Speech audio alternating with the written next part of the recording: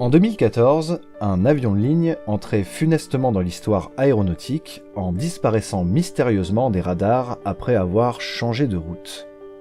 Aujourd'hui, nous ne savons pas tout des circonstances ou des raisons de sa disparition, mais le vol MH370 reste un sujet de beaucoup de théories, plus ou moins sérieuses. Au-delà de la médiatisation intense, au-delà des hypothèses et des présomptions, et à quelques mois de possibles nouvelles recherches dans l'océan Indien, je vous propose un récapitulatif factuel du vol, des recherches et de toutes les données actuellement en notre possession, pour tenter de lever le voile sur le mystère du vol MH370.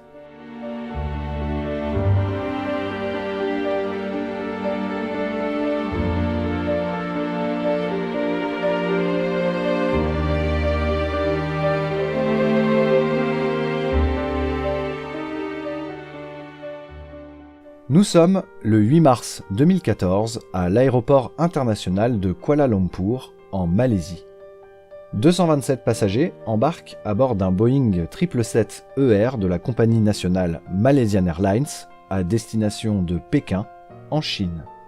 Ils sont accueillis par 12 membres d'équipage, tous malaisiens. La grande majorité des passagers sont chinois, mais on compte également quelques Malaisiens et une poignée de 12 autres nationalités. Dans le poste de pilotage, le commandant de bord Zahari Ahmad Shah, 53 ans, est très expérimenté avec plus de 18 000 heures de vol. À ses côtés, Farik Abdul Hamid totalise près de 3 000 heures de vol et ce soir-là, le commandant de bord, également instructeur, sera chargé de le former à l'utilisation du 777 car Hamid pilotait auparavant des Airbus A330. Les deux hommes demandent qu'on charge l'avion à 49,1 tonnes de kérosène, l'équivalent de 7 heures et 31 minutes de vol, soit 2 heures de plus que le temps de vol estimé jusqu'à Pékin, une chose tout à fait banale. La météo s'annonce clémente sur tout le parcours prévu. L'avion prêt, il roule vers la piste 32 droite et décolle à minuit 40, heure locale. Branché sur la fréquence des départs de Kuala Lumpur, on leur donne l'autorisation de grimper au niveau 180, soit l'altitude de 18 000 pieds, et de voler directement vers le point Igari, un point de passage utilisé sur la route aérienne vers Pékin. Quelques minutes avant d'y parvenir, les contrôleurs autorisent le MH370 à monter à 25 000 pieds, puis 35 000 pieds, altitude que l'avion maintient conformément aux instructions radio.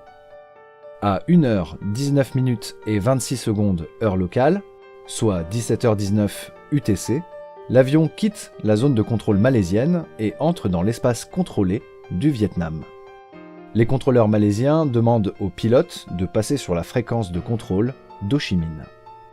Malaysian 370, contact Ho Chi Minh 120.9. Ce seront les derniers mots reçus du vol MH370. Comme prévu, l'avion continue vers le point de passage Igari, mais après quelques secondes, le vol disparaît des écrans des contrôleurs. Les radars militaires malaisiens observent cependant l'avion grâce au radar primaire. Il est en train de virer très fortement à gauche, réalisant un demi-tour presque parfait en direction du sud-ouest.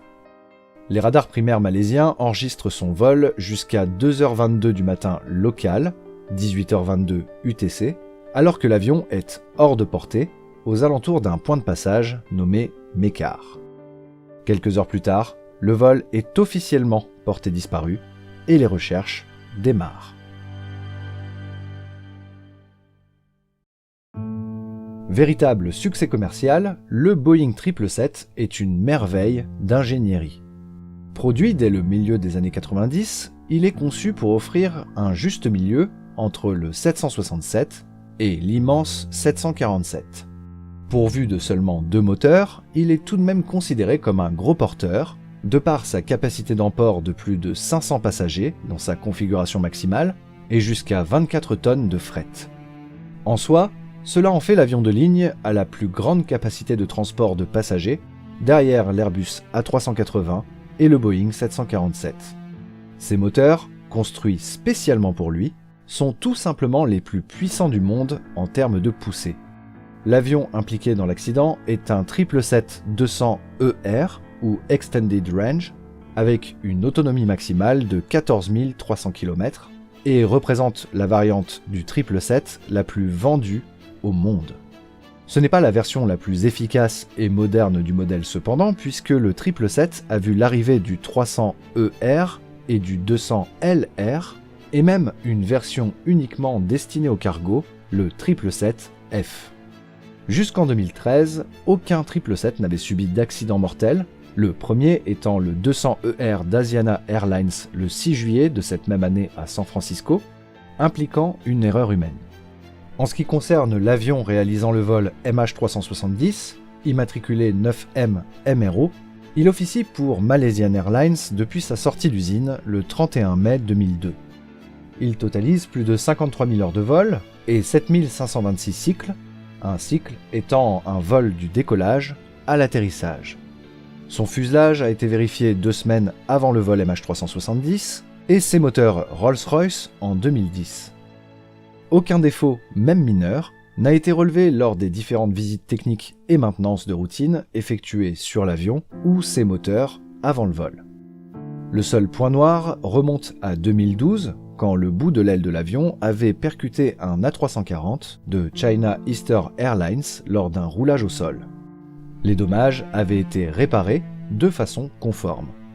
Le MRO volait depuis près de 12 ans, un âge relativement jeune pour un avion de ligne, et plus jeune que la moyenne des 777 chez Malaysian Airlines. La veille du vol MH370, les systèmes de pressurisation et d'apport en oxygène avaient été vérifiés et tout fonctionnait parfaitement, sans fuite.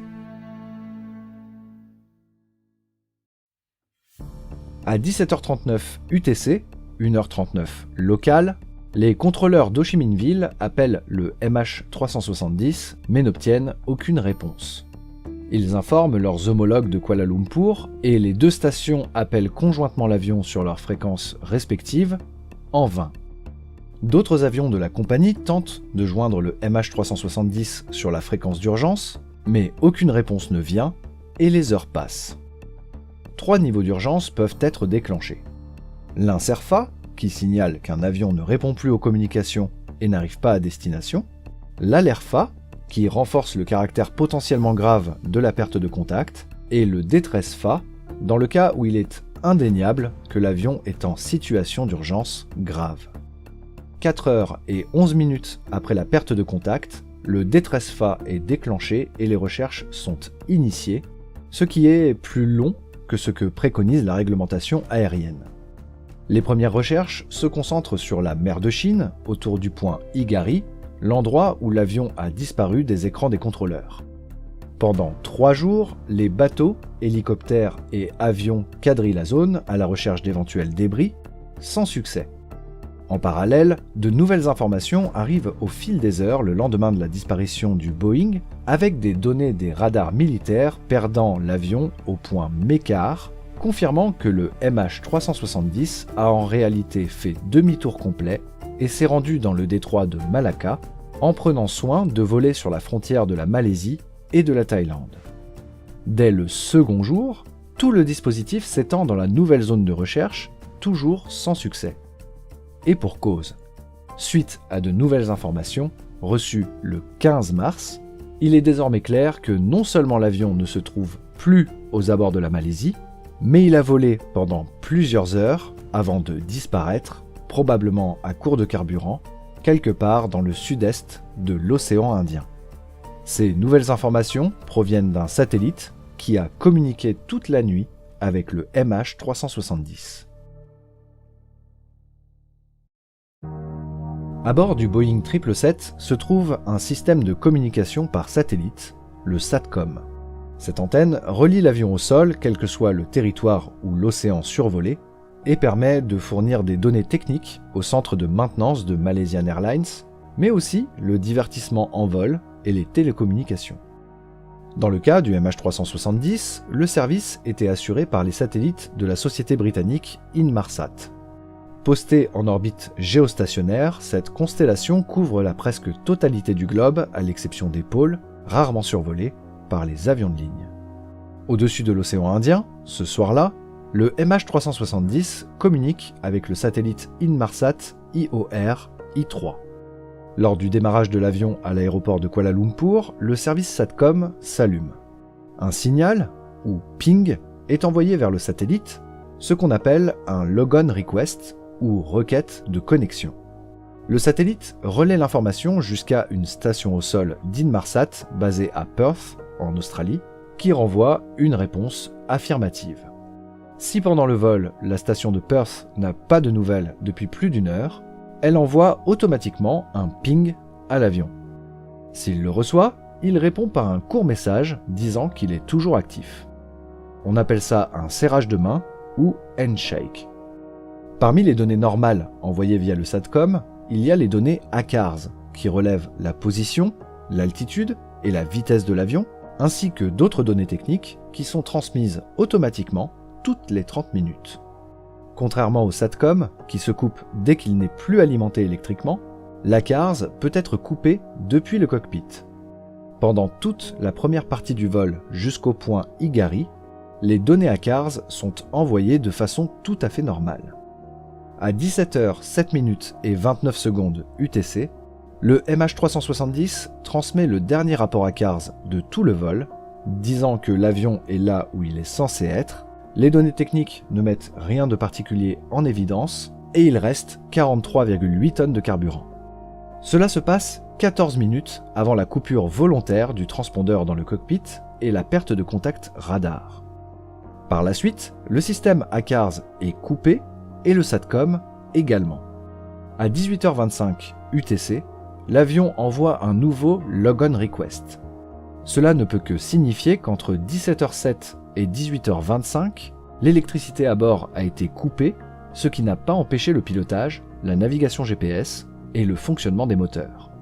À partir de là, l'avion communique bien au moyen de ping avec le SATCOM, mais n'envoie plus les données ACARS de position, d'altitude et de vitesse.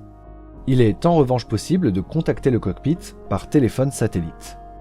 Plusieurs fois, on tente de joindre les pilotes sur le téléphone satellite du Boeing, et bien que le téléphone sonne bien dans le cockpit, personne ne décrochera jamais. De 18h25 et jusqu'à l'heure présumée du crash, l'avion va tout de même continuer de répondre au ping régulier du SATCOM. Au total, il y aura 7 handshakes, de 18h25 à minuit 19 UTC. Lors de ce dernier échange de signaux, ce n'est plus un ping envoyé vers l'avion pour vérifier s'il est toujours là, mais l'avion qui envoie un logon request. Cela ne peut avoir qu'une seule explication.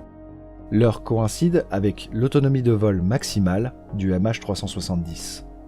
À court de carburant, les moteurs se coupent, ce qui coupe également l'alimentation électrique à bord, y compris celle du SATCOM. Pour fournir de l'énergie en urgence, le Boeing 777 déploie automatiquement la RAT, une sorte de petite éolienne, fournissant une alimentation électrique basique et permettant de relancer l'APU, l'unité de puissance auxiliaire. Pendant que l'avion plonge vers l'océan, à court de puissance, l'alimentation électrique est rétablie automatiquement et le SATCOM redémarre. Le Boeing envoie donc un logon request au satellite, son dernier signal. À 1h15, un ping est envoyé à l'avion, mais aucune réponse n'est renvoyée au satellite. Il est désormais clair que le MH370 s'est abîmé dans l'océan depuis près d'1 heure.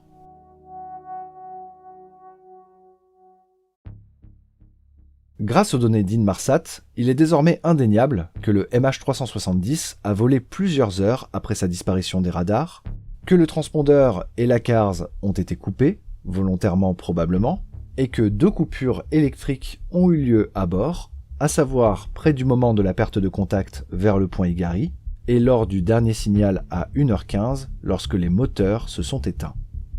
En revanche, en l'absence des données de l'ACARS, les contacts avec le satellite Inmarsat ne fournissent pas la position de l'avion. En tout cas, pas directement. Car grâce à la science, de fins calculs vont révéler le parcours du MH370 lors de la nuit du drame. Les signaux échangés entre l'avion et le satellite voyagent à la vitesse de la lumière. En connaissant le temps de réponse du Boeing aux requêtes du satellite, il est donc possible de calculer la distance qui sépare l'un de l'autre à chaque ping. C'est ce qu'on appelle le BTO, ou Burst Timing Offset. De cette manière, les enquêteurs ont pu placer ces points de passage et reconstituer un parcours approximatif, situant la fin du vol quelque part dans le sud-est de l'océan Indien ou plus au nord avec une fin de vol au Kazakhstan. Pour trancher entre les deux trajectoires, les enquêteurs calculent donc le BFO, ou Burst Frequency Offset. De la même manière que les sirènes d'une ambulance sonnent différemment si elles s'approchent ou s'éloignent d'un observateur, la fréquence des ondes radio des signaux envoyés par l'avion varie selon sa vitesse et sa position vis-à-vis du satellite. C'est l'effet Doppler. Grâce à ces calculs, les enquêteurs parviennent à déterminer sans l'ombre d'un doute que le MH370 a réalisé le parcours sud révélé par le BTO. Le 17 mars, le gouvernement malaisien demande à l'Australie de prendre la direction des nouvelles recherches dans le sud de l'océan Indien. Cela fait près de 10 jours que le drame a eu lieu. Il va falloir déplacer tout le dispositif de recherche sur des milliers de kilomètres jusqu'à la nouvelle zone, et cette dernière est si vaste qu'il y a désormais peu de chances de retrouver les boîtes noires. Celles-ci sont dotées d'une balise de localisation d'une durée de vie garantie de 30 jours et d'une portée de détection, au mieux, de 3 km. En plein océan, avec une mer agitée, il va donc falloir quadriller la zone en réalisant des zigzags à faible vitesse. Cette zone faisant plusieurs millions de kilomètres carrés, il n'y a que peu de chances de capter le signal des boîtes noires. Le 24 mars, le Premier ministre malaisien fait passer l'opération de recherche et sauvetage à recherche et récupération. 22 avions militaires et 19 navires de 8 pays ratissent la gigantesque zone, malgré la météo peu coopérative et la fatigue humaine. Il est désormais clair que les balises des boîtes noires sont éteintes. Les recherches se concentrent donc sur la détection de métal au fond de l'océan. Du 5 mai 2014 au 17 janvier 2017, les navires de recherche vont scanner plus de 710 000 km² du plancher océanique, ce qui représente la plus grande campagne hydrographique de l'histoire. Mais en vain. Il est décidé, ce même jour, de suspendre les recherches jusqu'à ce que de nouvelles informations permettent d'affiner la zone présumée du crash. En mai 2015, un premier débris est retrouvé sur la plage de l'île de la Réunion. Par la suite, 26 autres sont retrouvés, certains que l'on authentifie formellement, d'autres avec peu de certitude. Parmi ces 27 débris, 3 sont confirmés comme appartenant au MH370 dans le rapport malaisien. Un flaperon trouvé à la Réunion, un flap sur l'île Maurice et un autre de l'aile opposée en Tanzanie. Ces pièces, recouvertes de crustacés, permettent non seulement de confirmer le crash du vol MH370, mais vont aussi permettre, grâce à la biologie marine et d'autres sciences de l'océan, de remonter le chemin parcouru par les débris à travers l'océan Indien. D'autres calculs sont faits sur les données Inmarsat impliquant la mécanique orbitale. Le satellite oscille légèrement de par son orbite imparfaite, et la nuit du drame, il est brièvement passé dans l'ombre de la Terre. L'infime mouvement en orbite additionné à la perte de température ont donc induit quelques microsecondes d'erreur dans le temps de transmission, ce qui a pu fausser les données BTO et BFO. Les nouveaux calculs des données d'Inmarsat et l'analyse biologique des crustacés sur les débris vont permettre d'affiner la zone de recherche et la situer un peu plus au nord de la zone initiale. Le 16 janvier 2018, le gouvernement malaisien relance les recherches avec la firme Ocean Infinity sur un deal no find, no fee. Cela signifie que l'entreprise ne sera payée que si elle trouve des traces de l'avion au fond de l'océan. Cette campagne se termine le 29 mai 2018 après 200 000 km² du plancher océanique étudié en vain.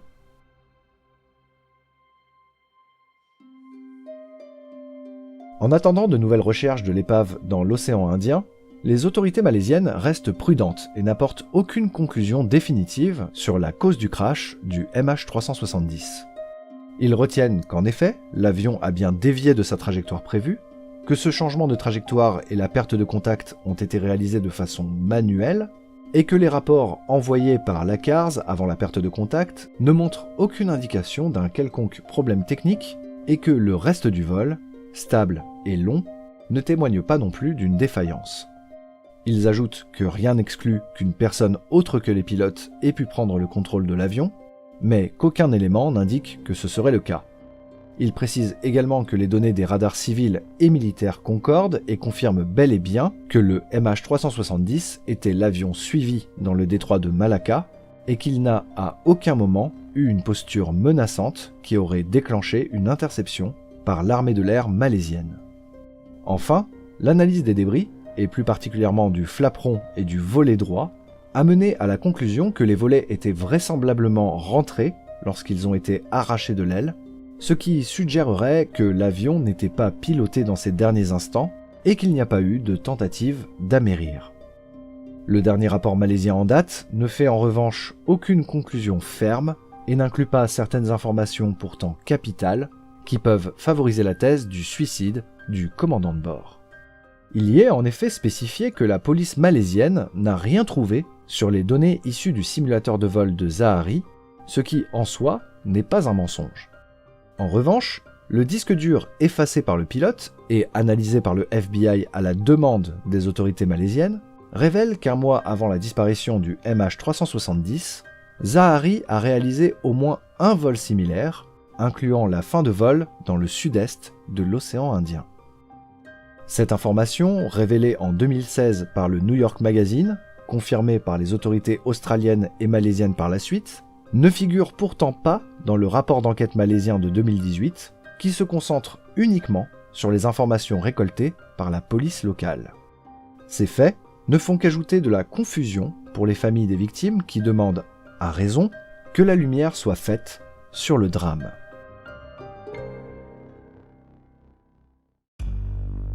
Zahari Ahmad Shah est un natif de l'île de Penang en Malaisie, le dernier territoire survolé par le MH370.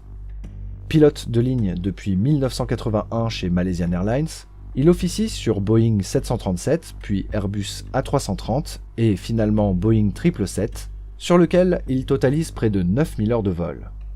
Âgé de 53 ans, il est marié et père de 3 enfants. Son train de vie est plutôt au-dessus de la moyenne, mais rien n'est suspect.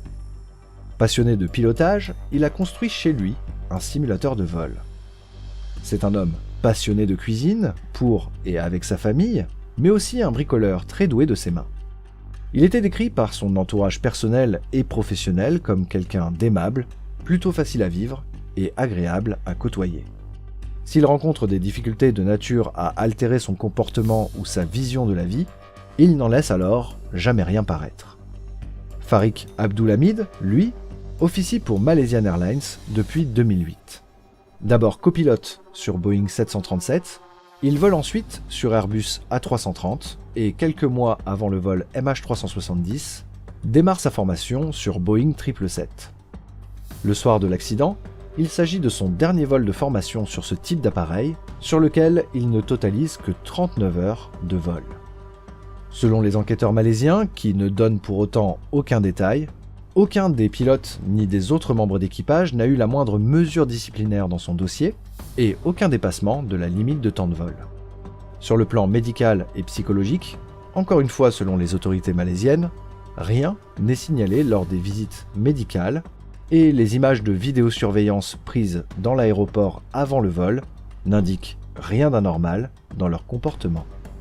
Les témoignages des proches, collègues ou autres personnes ayant côtoyé les pilotes ont en revanche apporté des éléments aux médias qui n'ont pas été pris en compte dans les conclusions du rapport malaisien.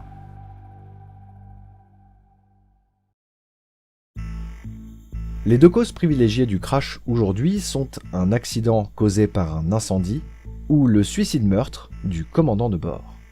Sur le vol MH370 et les vols précédents comme suivants, le Boeing 777 de Malaysian Airlines transportait régulièrement 2 cargaisons particulières. Des mangoustans, un fruit produit dans le sud de la Malaisie et en partie en Indonésie, et 221 kg de batteries lithium-ion servant aux radios de marque Motorola. Ce dernier chargement, particulièrement dangereux si endommagé, a été inspecté manuellement et minutieusement par MAS Cargo, une filiale de Malaysian Airlines, mais aussi par les douanes avant d'être embarqué sur le vol. Il n'était pas pour autant classé comme bien dangereux car il respectait le règlement en matière de transport de batteries de ce type. Quoi qu'il en soit, des précédents dans l'histoire de l'aviation font de ce chargement un suspect potentiel. Les batteries lithium-ion réagissent plutôt mal au choc et peuvent libérer une très forte chaleur et potentiellement une réaction en chaîne, très difficile à éteindre, en particulier au sol. En 2004, le vol UPS 1307, un vol cargo reliant Atlanta à Philadelphie, subit un incendie lors de son approche finale. La fumée envahit le cockpit. Les 3 membres d'équipage s'en sortent heureusement, mais l'avion est détruit après 4 heures passées à brûler sur le tarmac, et malgré l'action immédiate des pompiers. Un cas bien plus marquant est le vol UPS 6 au-dessus de Dubaï en 2010. Ce 747 cargo, ne comptant comme équipage que le commandant et le copilote, s'écrase après un incendie ayant envahi la cabine, rendant impossible le pilotage. L'avion, qui s'abat en périphérie de Dubaï, transportait 81 000 batteries lithium qui sont la cause de l'incendie et de la perte de l'avion et de son équipage. La piste de l'incendie pour le MH370 pourrait expliquer la coupure électrique générale avant le changement de trajectoire. Selon cette hypothèse, le feu aurait mené à la coupure de l'électricité, et donc du SATCOM et du transpondeur, et le changement de trajectoire résulterait d'une tentative de l'équipage de retourner en urgence en Malaisie. L'incendie aurait également pu percer le fuselage, causant une lente décompression, qui aurait éteint le feu mais vidé l'avion de son oxygène, endormant et tuant lentement l'équipage et les passagers, ce qu'on appelle un vol hypoxique. L'avion aurait ensuite continué sa route seul, à l'image d'un crash précédent, le vol Helios 522 en 2005.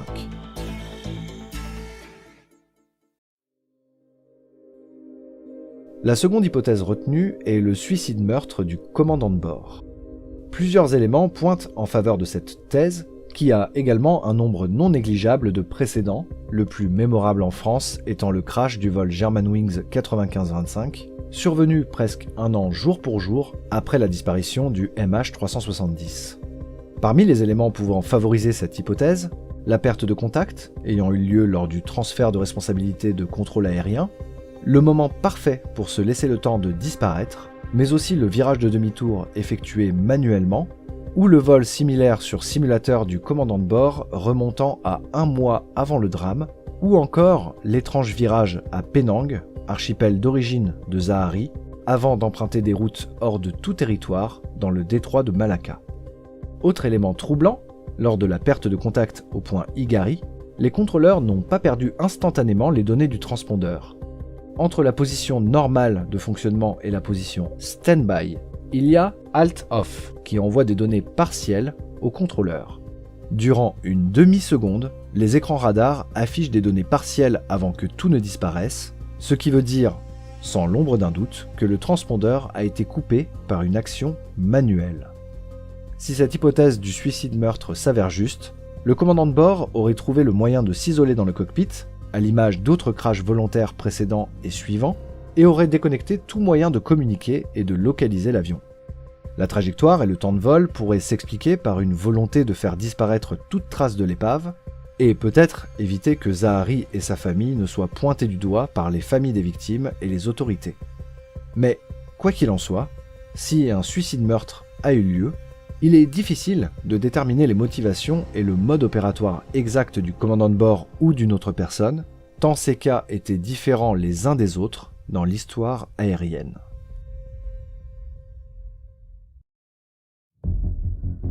En avril 2016, le bureau d'enquête australien réalise avec Boeing des simulations reproduisant la chute du MH370 dans l'océan Indien. Cette étude a pour but de déterminer jusqu'à quelle distance l'avion a pu dériver entre le moment de la perte de moteur et l'impact final. Sachant que le moteur droit était en légère surconsommation, il est très probable que c'est ce moteur qui s'est coupé en premier. Pour compenser l'asymétrie, le pilote automatique devait utiliser la dérive. En conséquence, à l'arrêt des 2 moteurs, en l'absence de contrôle possible, l'asymétrie et la dérive ont très certainement créé une sorte de plongeon en spirale. Selon les simulations réalisées chez Boeing, le MH370 a pu s'écraser dans un rayon de 32 nautiques autour du point de début de la descente. De nouvelles recherches étant prévues pour 2023 ou 2024, il est toujours possible de retrouver les boîtes noires du Boeing et il est également possible qu'elles soient toujours exploitables. En revanche, l'enregistreur vocal n'enregistre que les 2 dernières heures de vol et l'enregistreur de paramètres tout le vol. Même si elles sont retrouvées et exploitables, cela ne lèvera jamais totalement le voile sur ce qui s'est passé dans le cockpit au point Higari et par la suite vers Penang, le détroit de Malacca, et le virage final vers l'océan Indien.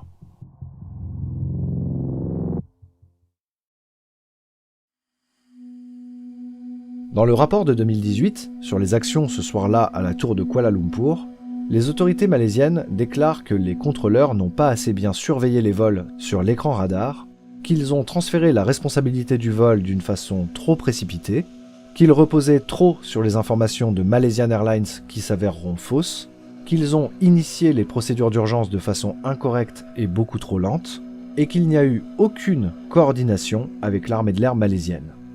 Les contrôleurs vietnamiens sont eux aussi pointés du doigt, n'ayant pas informé Kuala Lumpur de l'absence de contact dans les 5 minutes réglementaires.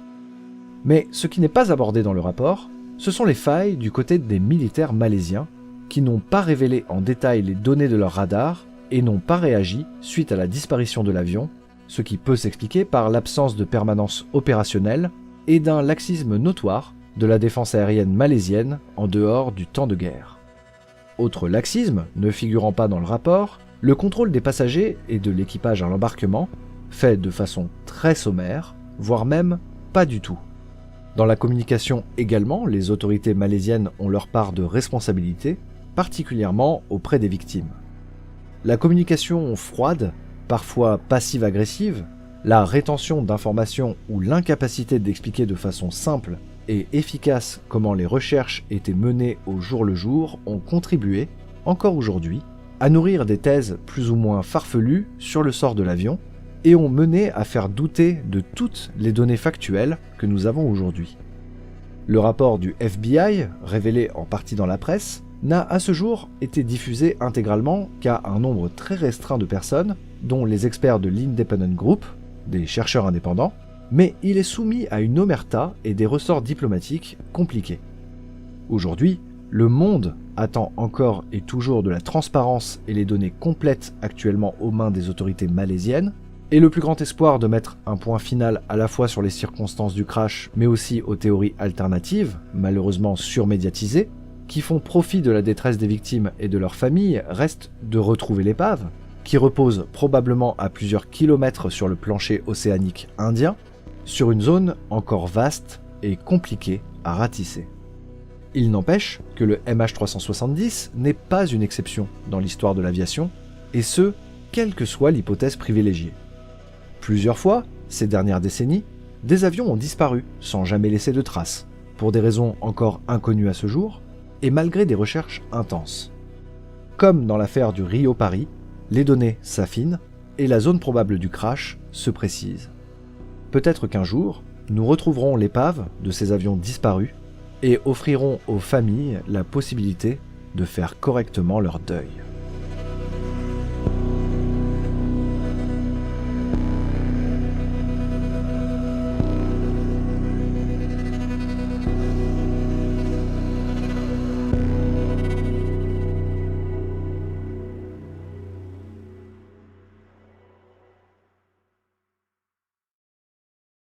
J'espère que vous aurez aimé cet épisode, il a été écrit avec les conseils d'experts sur le sujet et loin des hypothèses parfois farfelues dont il a été notamment question dans le dernier documentaire de Netflix. Par respect pour les victimes, j'ai choisi de ne pas sponsoriser cette vidéo et de rester le plus factuel possible, afin que vous ayez tous les éléments sourcés et vérifiables de la catastrophe, dont des données mathématiques et scientifiques indéniables. Si l'épisode vous a plu, n'hésitez pas à soutenir mon travail avec un pouce en l'air, un partage, un commentaire cordial, et pour les plus généreux d'entre vous, un don sur les plateformes Patreon ou Ko-fi, dont le lien est en description. Quant à nous, on se retrouve très bientôt pour un nouvel épisode de Stardust. Ciao!